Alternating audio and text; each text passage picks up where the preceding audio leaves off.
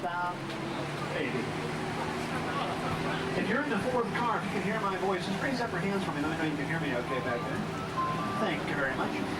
Perfect, perfect. Again, my name is Rick. Our driver today is Mike. And on behalf of Universal, we want to welcome aboard the Universal Studio Tour presented by Kodak.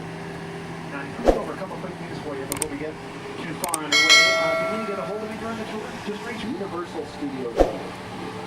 You know, more movies and television shows have been shot on this lot than any other location in the world. And today, you're going to see where it all happens. But before we get too far into the tour, let me give you the setup for our story. Universal got its start in 1912 when visionary Carl Laemmle brought his movie company west and opened Universal Pictures. On March 15, 1915, Mr. Laemmle invited the public to visit his studio, and the Universal Studio Tour was born. You see, Mr. Laemmle believed that movies should make you laugh.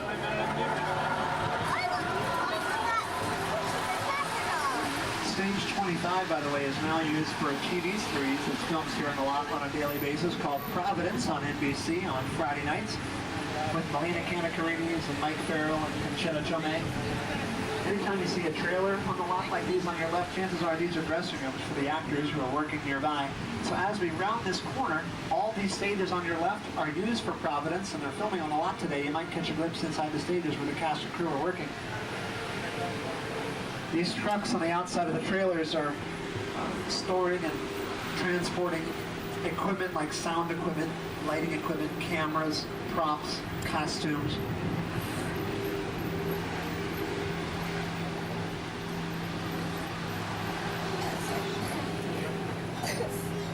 Across the street over here on your right-hand side is Soundstage 28, which is one of the oldest sound stages in Hollywood, built back in 1925 for the original Phantom of the Opera with Lon Chaney. The Paris Opera House sets from the movie are still intact inside the soundstage. That's because we're kind of superstitious here in the lot. There's no Surge 13 here, for instance. Although we did film scenes for Apollo 13 over here on your left-hand side inside stage 27. Realism was an essential element for Apollo 13. We thought about filming in Houston, Texas, where the original control room for the Apollo mission still exists. Unfortunately, NASA's engineers didn't have filmmaking in mind when they built Mission Control. We had to build our own Mission Control inside stage 27. Everything had to be exact, even down to the tiniest details. Now, besides making big blockbusters like Apollo 13 and The Nutty Professor, Universal is also the largest music company in the world, representing such diverse artists as U2, Shania Twain, Limp Bizkit, Aerosmith, No Doubt, and we produced more TV shows over the years than any other studio. See if you can recognize a few of your favorites for this little clip right here.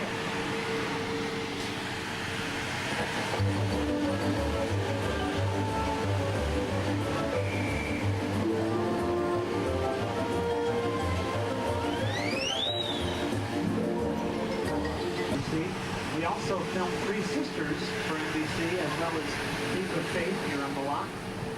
The WB's The Steve Harvey Show films here on the lot, as well as So Little Time with the Olsen twins. Now, Universal films a variety of TV shows off the lot as well, such as Law & Order, Just Shoot Me, Blind Date. TV works on a very fast schedule. The average show takes about a week to produce, from first rehearsal to final taping. Unlike a motion picture, which can take months, sometimes years to produce, and employ hundreds of people, many of which work over here on your left-hand side in these bungalows. Now, these buildings date back to the 1930s. They originally were built as dressing rooms for our stars, and now they're used as offices for actors, directors, and producers who have production deals here. People like Ron Howard, Steven Spielberg, Penny Marshall, Danny DeVito, John Singleton, Brian Grazer, Dina De Laurentiis. Brian Grazer, by the way, well-known producer, just won Best Picture for the Golden Globe for A Beautiful Mind, which his producing partner Ron Howard directed. Here he is now. Hi, I'm producer Brian Grazer with the movie Back to the Day. Most movies are shot out of sequence. Sometimes the end sequence is shot at the beginning, but the beginning scenes are shot at the end, or the middle sequences are shot at the beginning and the end, or the beginning, or the middle. Sound confusing? Ah, you bet it is. Don't worry, it all comes together. Or the middle, or the beginning. Well, thanks, Brian. That really cleared it up for me.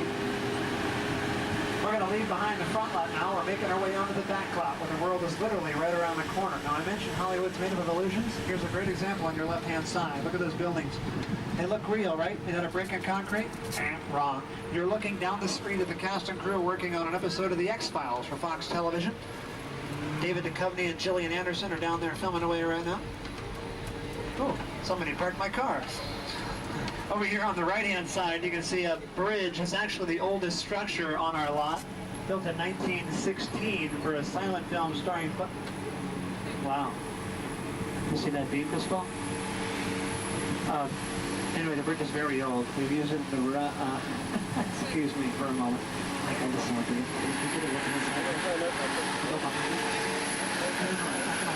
Please listen. Stop the...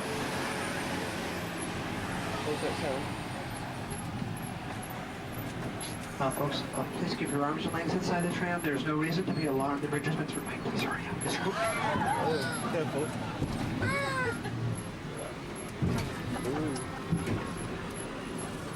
Gotcha. All right, we gotta tell you the truth. The bridge insole at all is actually built in the early 70s on a system of hydraulics.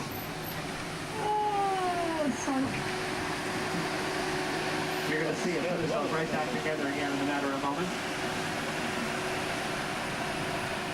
They've used it in episodes of The $6 Million Man, Quantum Leap, The Bionic Woman. We built the bridge in that location because of the natural surroundings it has. Gives it a wilderness appeal to it. All those trees and plants are, of course, real.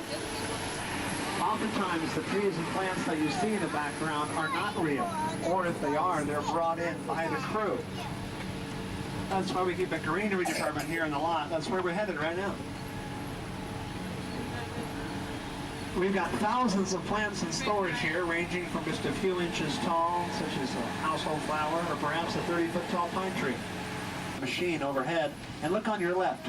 You're looking at the same set you see on your screen. It's a miniature mock-up model, a forced perspective used for special shots. If we can't go to the snow, we'll just bring the snow right here to the lot. We're going to leave behind the snowy mountains and make our way into the tropical jungles of Jurassic Park. If you saw the Jurassic Park movies, you may recognize some of these set materials. That mobile lab on your left fell off a cliff in the Lost World, for instance. It's a scary-looking guy here on the left. Somebody had a big breakfast.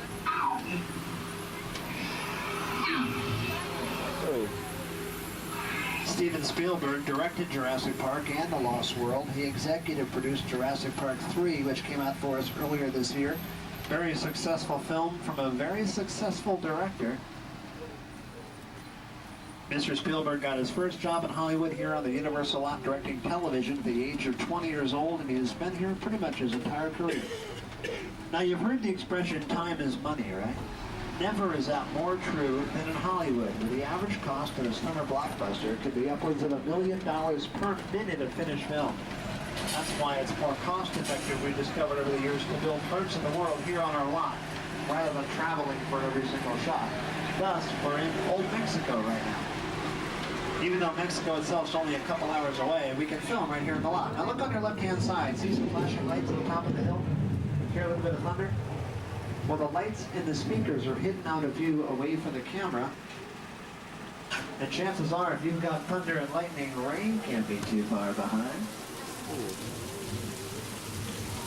Ah, you get the idea. Okay, we're going to move forward. Lance, you can cut the rain. Lance, rain, please, where do we go? Sorry guys, little communication problem up here in the front. Nothing to be too concerned about. It's just that when it rains like this in this part of our lot, we tend to get flash floods. So you might want to look up at the top of the hill and hold on tight. Feel free to stand up to get a better view if you're on the right, because something tells me someone's getting wet back there, and it's not going to be me. We got a flash flood coming down the hill.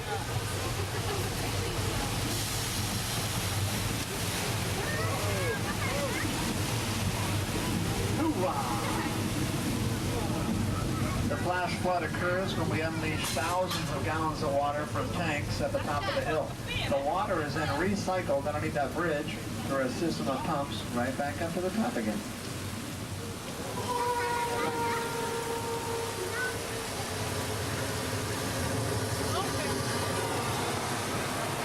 used this area for dozens of projects, commercials, music videos.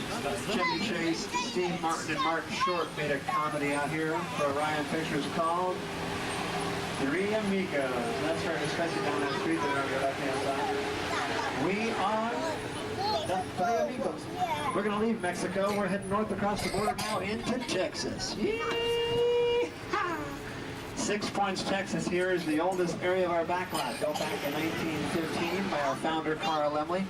We're turning on to Denver Street now, built on a 7/8 scale in 1917.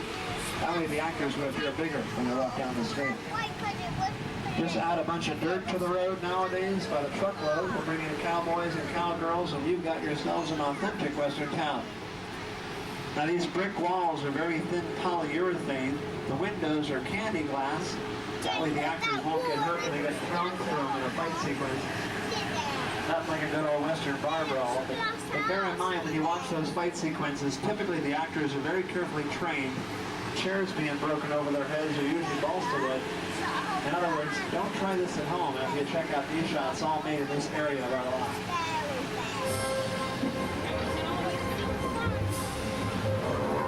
We're just going to start things up here. That I am.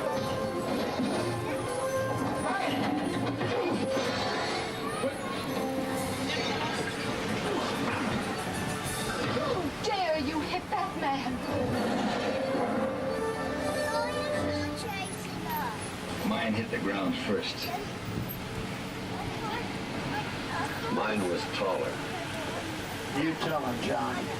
There's Kirk Douglas and perhaps the most famous cowboy of all time, Mr. John Wayne, a.k.a. the Duke. A.k.a. his real name. Anyone know it? Merriam. Merriam Michael Morrison, that's right. Never legally changed his name. He just went by John Wayne throughout his career. He must have loved the name John. He used it for 37 of his characters. 7 of his characters he was Duke, but never once was he Cowboy Merriam. I don't know why. Now earlier in the tour I mentioned we can go from the bottom of the ocean to the surface of the moon. Well, one way of doing so is using this contraption you see on your screen. It's an underwater filming tank. If you look up ahead on your left, you can see the actual tank. We put actors inside the tank when it's filled up with water, and the camera stays on the outside, shooting through a window where it's nice and dry. Tom Hanks and Dan Aykroyd use it in Dragnet, for instance. I found the snake! It's been used in episodes of Frasier, and music videos for groups like Incubus. And the surface of the moon we're driving over right now. This area Ron Howard used to depict the moon surface sequence in Apollo 13. He filmed out here and then replaced the background with matte photography. Off to your right, you're looking at the end of New York Street. You can see a couple vehicles blown up in an action film not too long back. If you look through the open windows on your right-hand side, you can see how hollow the street actually is. We use this street as London for Austin Powers, the Spy Who Shagged Me for Fine Line, Chicago for The Sting. Remember, these sets are hollow. So hollow, in fact, we've got sound stages built behind them, one of which we're about to go into. We're going to give you the opportunity to come face-to-face with one of Hollywood's biggest stars. And he's a pretty temperamental guy, so you want to be on your best behavior as we go in. Good luck.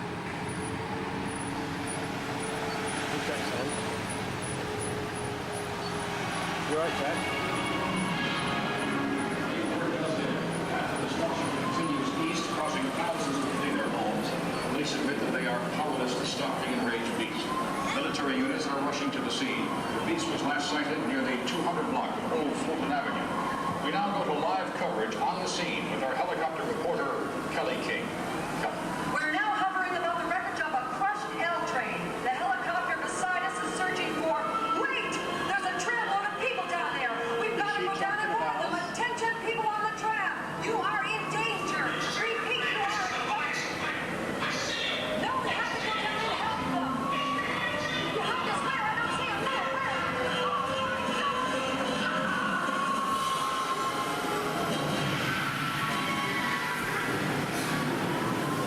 Whoa. Hold on tight, folks. Mike's going to try to call forward. We'll just cross this bridge right here. Oh, my goodness. Look out. It's him. It's King Kong.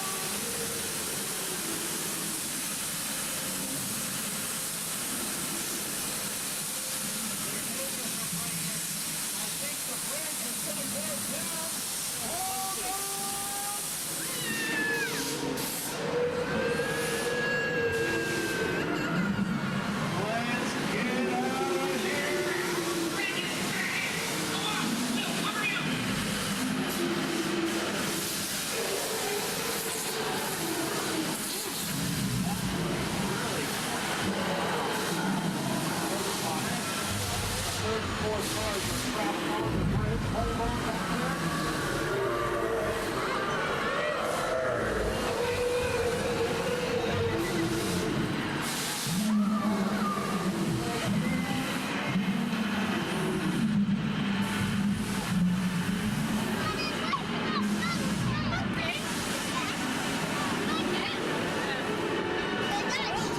Well, you know, I mentioned a big star at over 13,000 pounds and 30 feet tall. They don't get much bigger than that. Now, Kong is a great example of a mechanical effect. Mechanical monsters can range in size from just a few inches tall, such as the Compy dinosaurs in the Lost World, or perhaps a full-size T-Rex, which employed dozens of technicians to work the controls. I love you too. Now, in the original King Kong, which was made in the early 30s for RKO Pictures with Fay Ray, Kong stood only 16 inches tall when he terrorized New York. Special puppet built for the film. Speaking of New York, you're looking at New York Central Park over here on the right. That's because we use map photography like you see on your screen to replace the background. We can make a whole new environment. We can make a small body of water look like the whole ocean. That water on the right, for instance, was the entire South Pacific for McHale's Navy, from Ernest Borgnine and Tim Conway. That's all the water those actors ever saw.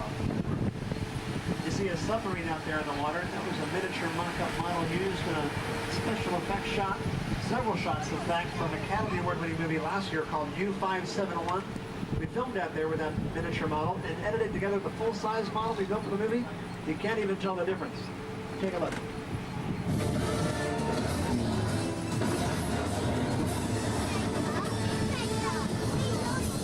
And the water is about 4 feet deep.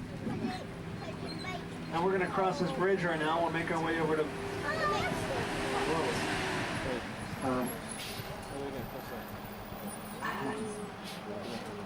Where's the bridge? Did I tell you guys you were getting wet today? I mentioned that, right? Good, because I think we're going to get a little bit wet here. We got to get across, and the water, as I said, is only 4 feet deep. So if you just pick up your feet real quick, the tram's actually amphibious. We should be able to get across real fast. So hold on. You might get wet to your kneecaps. Just hold on a second. I'm just kidding. What's up? This is actually an oldie but a goodie here on the Universal Backlot. This is the Red Sea, inspired by the film The Ten Commandments. Remember Charlton Heston as Moses, raising up his staff and commanding the waters to part. But here at Universal, we do it a little bit differently. Now, I need everybody's help on this one. I want everyone, at the count of three, to yell 3 words as loud as you possibly can. Part the waters. Are you with me? I'm counting on you. Even the cool people. Okay, count of 3, part the waters. Here we go. 1, 2, 3. Part the waters! Hey, you guys are good. And away they go.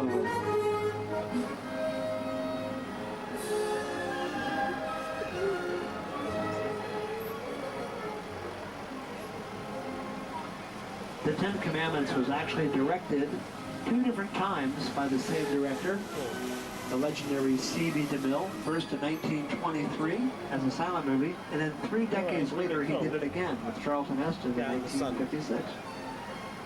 Now as we go on these waters, keep your arms and legs inside the tram, remain seated while the tram is moving. Get your cameras out for a good sea level shot. We're driving, by the way, through the lagoon, from the creature from the Black Lagoon in the 1950s. This is also where Norman Bates stashed his murder victims in Psycho. Remember when the car sunk down into the water? Yes, the ducks are real. They're not props. Technically, the mud dams, but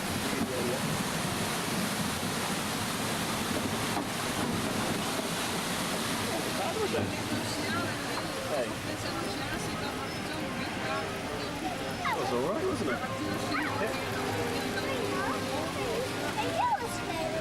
As we pull forward off to your left-hand side, you can see a handful of our props that we store in the building. Most of our props are stored in that large warehouse you see on the left-hand side. It's kind of like going to a big department store. We've got 1 million props in there, the largest collection in the industry. We're now driving up into the streets of Little Europe, built back in 1929, the first film ever to win Best Picture for Universal Studios, All Quiet on the Western Front. We used these streets over the years as England, Spain, Germany, France. All you can do is change the language on the outside. Over here on your left, the archway, that's Egypt. We just recently built for a motion picture called The Scorpion King, coming out in April. I'll tell you about that a little later. This street's been Paris, France for 90210 for Spelling Entertainment, Georgetown, D.C. for War of the Roses with Kathleen Turner and Michael Douglas. Now, no trip to Universal would be complete without visiting this area on your right-hand side. This is the Court of Miracles, named after the Miracle Man in 1919, starring Lon Chaney. This is perhaps the most historical area of our backlot, perhaps all of Hollywood, because here on your right is where Universal single-handedly created the horror film.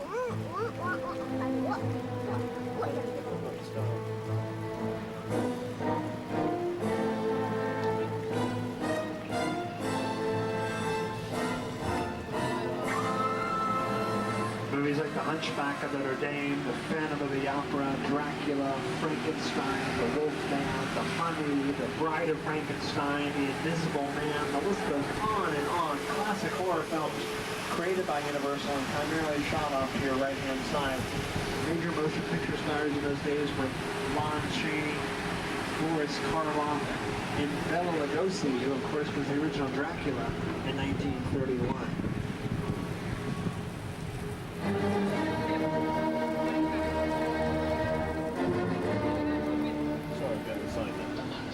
Now, ladies and gentlemen, we're about to go inside Soundstage 50 right now. This is what we call a hot set, which means it's being used in production.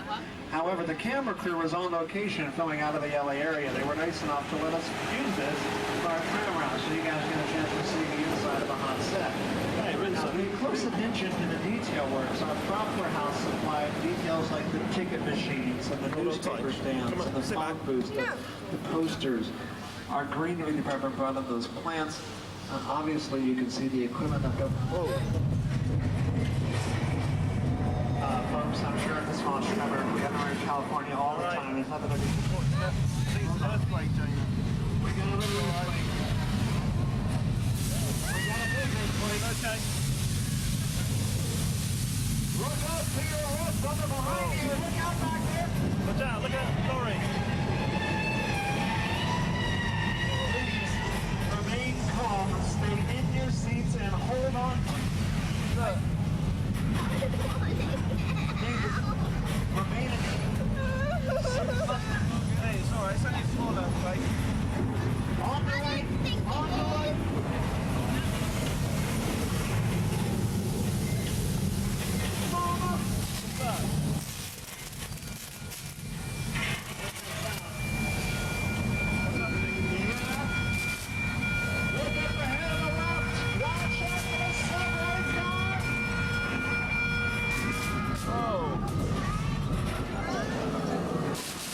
Okay, I think we've seen the worst of it. Right. Pull forward now, just for me. That's all right. Water's coming in!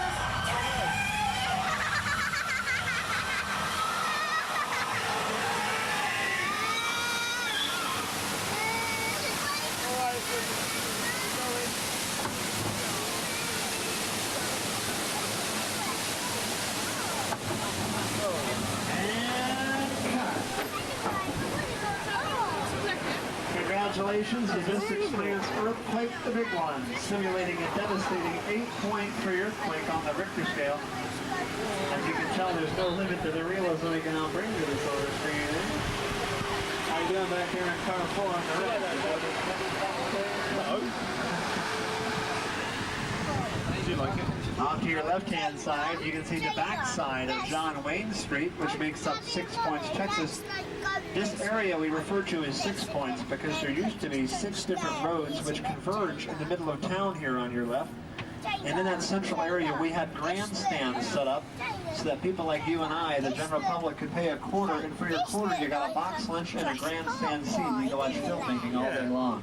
But it's this not, was is it? 1914 to 1928, Submarine again. when we had to close off the sets because we were sort of using sound in them.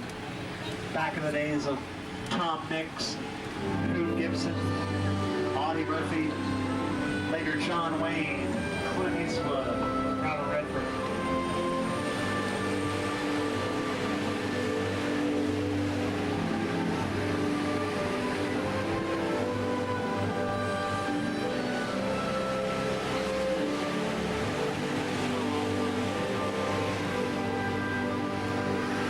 As we leave behind Texas, we head our way north, I should say south, back across the border into Mexico, which ironically has been used as both Bethlehem and the Philippines in the last year. Rather diverse cultures, I'd say. All we have to do is change the props. You know, it was over 25 years ago that the small town of Amity Island was terrorized by a man-eating great white shark. The local residents referred to this 25-foot-long killing machine as Jaws. Well, we're happy to report that after years of destruction, we just recently caught the shark. That's right, law and order has been restored to our backlot. There he is on the right-hand side, hanging for you to see. Not looking as big as I would have thought. I thought he was supposed to be 25 feet long. Looks like he's maybe 15 feet. Anyway, we've got a diving crew out there in the water doing a last minute sweep before we open up the... Oh my goodness, look at the size of that fin. I think we got the wrong shark. And the diver's still out of the water. Tony, get back in the cage. No, kids, cover your parents' eyes. Oh, poor guy. Sure had a lot of guts, didn't he? And there they are. We've been trying to catch this shark for the last couple of decades or so. We attached some bait to that yellow buoy out there at the end of the... He's got the pier. Where is he? Whoa. He burst the fuel line. I don't see him. Oh, it's a bit hot. Where is he? Look out!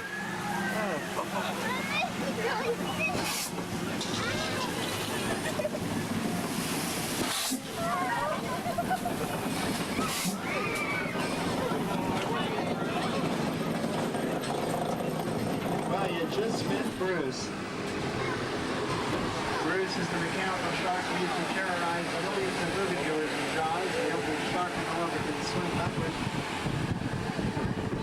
I'll tell you what though, Bruce was a technical nightmare. He hardly ever worked on set. Just ask Steven Spielberg. That's a much maligned shark. It didn't really work all the time. It didn't work hardly at all. Wherever you were on an island, you could hear the radio. They were always saying, the shark is not working. We just waited and waited. The shark worked well enough. For a while there, it had the biggest hit of all time. So I really owe the shark a lot. I'll say.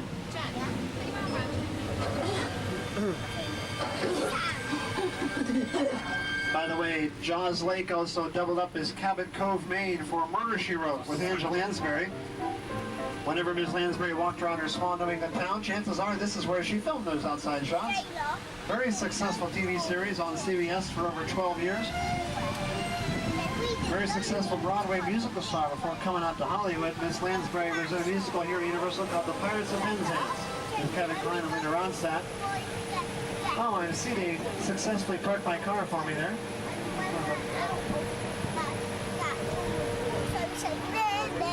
Over here on your right-hand side, you can see Miss Mona's Chicken Ranch from The Dust of the Whorehouse in Texas, one of the most successful movie musicals of all time, with Dolly Parton and Burt Reynolds. All those trees on the outside of the house we just recently brought in. As you can see, many of these trees are in pots and tubs. Off to your left, you can see a street where we do a lot of filming for TV shows in the past, like The Munsters or Maybe the Beaver. Nowadays, shows like Providence in Crossing Jordan. Now, sometimes we have to get a little more fanciful and imaginative when we set design. For instance, last year we had to build all of Whoville for Dr. Seuss's How the Grinch Stole Christmas. One of the biggest creative challenges we face on How the Grinch Stole Christmas was bringing the storybook world of Dr. Seuss to life. Some of the most talented artists in Hollywood worked for months to create a living, breathing Whoville inside the stage. When it was all done, they built an entire city, and the fantasy world of Dr. Seuss became a reality.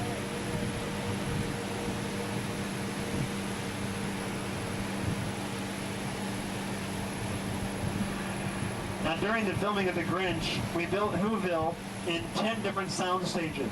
But we also built the city of Whoville outdoors in the backlot and filmed it over here on your left-hand side. These are the sets where Ron Howard filmed his cast and crew. In order to build Whoville, we used 2 million linear feet of styrofoam. Enough artificial snow to cover 9 football fields. 50,000 Christmas lights, 2,000 candy canes. Fantastic set design. During the filming of the movie, the cast and crew were not only terrorized by the Grinch himself, but also another Universal stray man by the name of Norman Bates. That's right, ironically, Whoville is built right next door to the cycle house in the Bates Motel. All 12 rooms are going to be vacant. Anybody want to check in? Take a nice long hot shower, perhaps? Psycho is widely considered to be the best horror film of all time, made by Alfred Hitchcock in 1960. As we drive by what is perhaps the most famous set in Hollywood history, look at the upstairs front corner window. You may see Mother herself watching, waiting.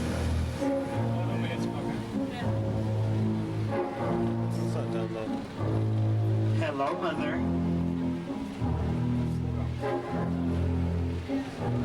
Norman!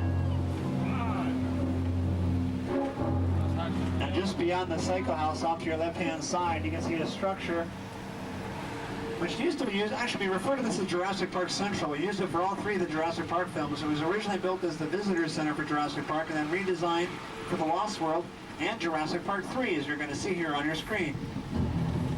It could almost be paradise. So get a good look at it. I got it. I'll show it to you right there with a computer-animated backdrop and thousands of tropical plants. We filmed out there for weeks with Tia Leone, Sam Neill, and William H. Macy. This tape's about to end. Tia Leone, of course, starred in a holiday film for us last year called The Family Man with Nicolas Cage and Don Cheadle. If you're watchers of the Discovery Channel, you may be familiar with the Christopher Lowell Show, a popular design show. That tape's here in the lot just up ahead around the corner. And then off to your right, you can see a cabin built and used for the great outdoors from Ken Aykroyd, Annette Bening, and the late John Candy. It was also used for many years in the TV series Coach for ABC with Craig T. Nelson. That big blue wall out there is the largest freestanding backdrop in the world. We can make it look like any body of water in the world because we can put water in front of it up to 18 feet deep. If you saw the Truman Show, when Jim Carrey bumps into the end of his world at the end of that Paramount picture, he hits a wall. Shot out there. His current film, The Majestic, in fact, actually shot out there in front of that wall as well. Back from extinction, digital effects have changed the way that Hollywood approaches filmmaking. Now, a great example of this was our big blockbuster earlier this year, The Mummy Returns, which, of course, is the sequel to The Mummy.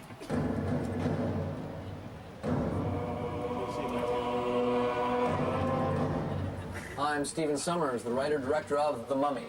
When I began this project, I knew it was going to be a challenging shoot. The biggest challenge was to recreate the mysterious world of ancient Egypt and a very threatening monster that could frighten a modern-day audience.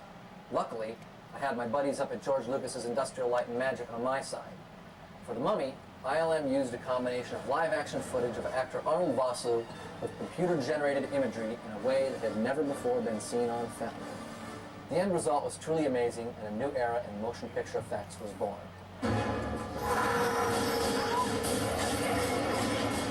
Now, just up ahead is an area where we actually filmed some of the movie from The Mummy Returns. So as we drive forward, you'll be able to look over your right shoulder.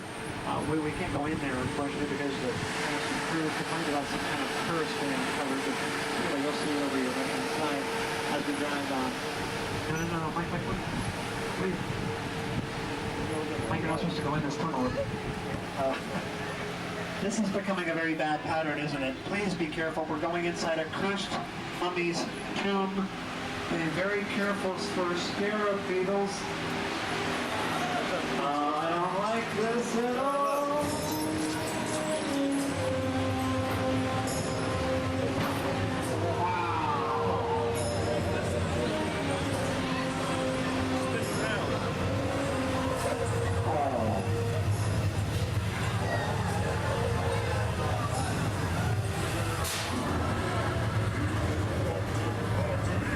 Was that a curse?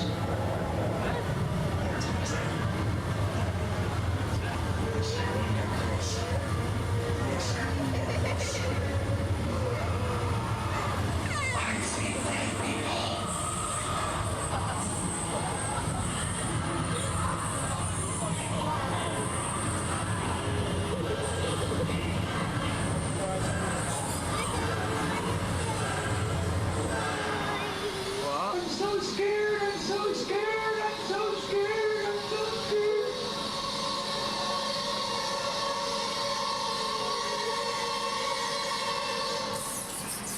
What's that sound? Feel that? There's something on my foot, there's something on my leg, they're all over the floor.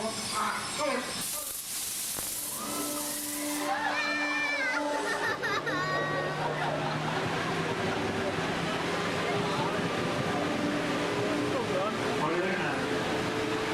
What's wrong? How do I have something on my face?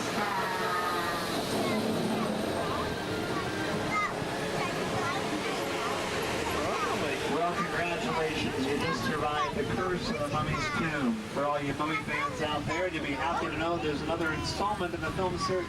Pardon me, the film series is coming out this April. WWF sensation The Rock stars in The Scorpion King, a spin-off to the Mummy series. Co-stars Michael Clark Duncan, the Oscar nominee for The Green Mile. Movies that are also coming out this spring include the 20th anniversary of E.T. the Extraterrestrial. We got a new release coming out in March with new director's footage and great DVD compilation that will be coming out with it as well, as you can only imagine. We also have a film coming out called Dragonfly with Kevin Costner and Kathy Bates. And a movie this month, a comedy called Big Fat Liar with Frankie Munoz, the Golden Globe nominee from Malcolm in the Middle. Ron Howard is currently directing A Beautiful Mind with Russell Crowe and Jennifer Connelly, winner of 4 Golden Globes. Looks like it could be an Oscar frontrunner as well. And then off to your right-hand side, you can get a beautiful view of our backlot down below. All those facades we just drove through are down there at the bottom of the hill. As we pause for a moment, feel free to stand up if you'd like to get a better view down there. You can see New York Street, the Western Street sets, Little Europe, the Colonial Street. Off in the distance is the San Fernando Valley, simply called the Valley here in LA. And on the valley floor, you can see a collection of pan sound stages which make up Warner Brothers. They're in downtown Burbank, our next door neighbors, where they filmed ER and Friends. And right behind the Warner's lot is Disney, where Home Improvement is filmed, or used to be filmed, I should say. Right behind Disney is NBC, where Jay Leno tapes his Tonight Show every night. So in a very close proximity, you've got 4 major studios here next to Universal City. That golf course, by the way, is a private course owned and operated by Bob Hope, who lives out there on the course side. 98 and going strong. And our property extends to the mountains off to the right. And then in front of us, about 3/4 of a mile. We sit on 415 acres of land, and as I showed you throughout the tour, through the eyes of the camera, we can make this backlot look like anywhere on Earth. Once again, here's Ron Howard. Universal's founder, Carl Laemmle, wanted to make movies that would make audiences laugh, cry, sit on the edge of their seats. And he had it right now. Mr. Laemmle's City of Entertainment has grown beyond its wildest. You know what? It's a happy ending straight out of the movie. Well, gang, it looks like we're here at the end of the tour. On behalf of Mike and myself and all of us at Universal, we hope you had a fantastic time. You want to make sure you get all your belongings with you as you exit, and as we say in Hollywood, that's not what we say. We say that's a wrap. We'll see you guys in the movies. Make sure to check out all